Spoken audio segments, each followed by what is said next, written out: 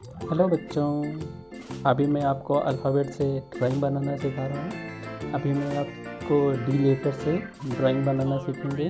D letter को use करके कैसे ड्राइंग बनाया जाता है, ये हमने बना लिया क्या डी।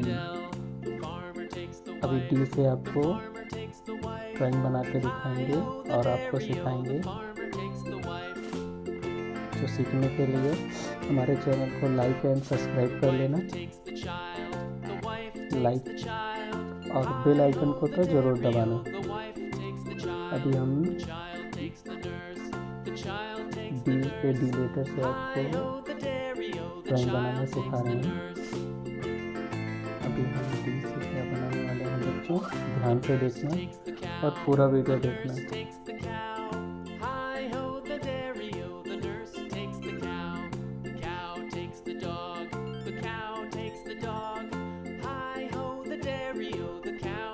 तो बच्चों, हमने डी लेटर से क्या बनाया? अभी डी लेटर से हमने एक चाय का कप बनाया,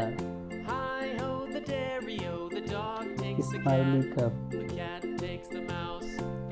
जिसमें आप लोग दूध पियोगे।